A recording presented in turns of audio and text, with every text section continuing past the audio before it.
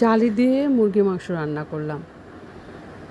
Main কথা, মাংস রান্না করতে যা যা লাগে সব কিছু দিয়েছি, শুধু দেই নাই হলুদের গুঁড়া আর লাল মরিচের গুঁড়া।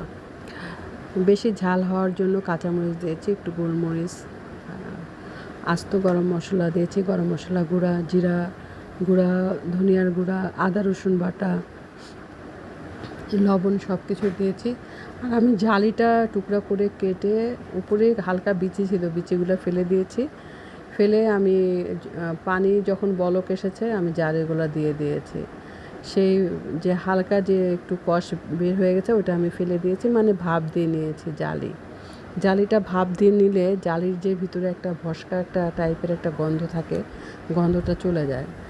আর দেখা যায় বাচ্চারা ওই গন্ধটা পায় না, বাচ্চারা কিন্তু পছন্দ করে খায়। আর তাছাড়া আদা রসুন পড়লে, মশলাটা কষানো হলে জালি দিয়ে তখন আর গন্ধটা থাকে না। তা আজকে জালি দিয়ে পাকিস্তানি মুরগিটা ঝোল ঝোল করে রান্না করলাম। আর গরমের দিনে মাংসের তরকারি রাতের বেলা খুব ভালো লাগে, কিন্তু এটা বেশ অল্প মশলার মধ্যে একদম হেলদি টাইপের। আমার ছেলে খেয়ে বলে, মা মনে হচ্ছে আমার রোগ হয়েছে, আমি মনে হয় অসুস্থ, হার্টের রুগী, সেজন্য আমাকে কম তেল দিয়ে এই ঝোলটা দিয়েছে। মানে একটু তেল ভাসবে, একটু ভুনা ভুনা হবে, লাল মরিচের লাল থাকবে একেবারে, এই ধরনের মাংস মানে এইটা তার কাছে।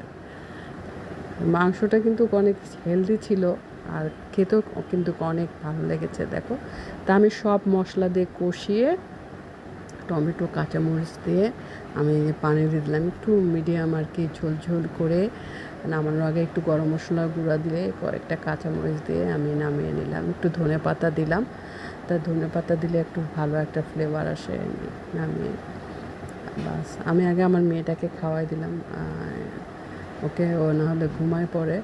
তা সেই জন্য আর মেয়েটার জন্য দেখো আমি বেড়ে নিলাম, একটু প্লেটে অল্প একটু ভাত নিয়েছি। আর দেখো এটা একটু ঝাল হয়েছে, কিন্তু দেখতে এরকম হলে কি, কাঁচামরিচ দিয়েছি, অনেক ঝাল হয়েছে। আর ও একটু ঝাল কম খায়, খেতে পারে না, তো মেয়েটাকে আমি খাওয়াই দিব। যেটা ঝাল কম হয় সেটাও হাত দিয়ে খেতে পারে। এটার মাংসটা খেয়ে রেখে দিবে ও যদি হাত দিয়ে খায়।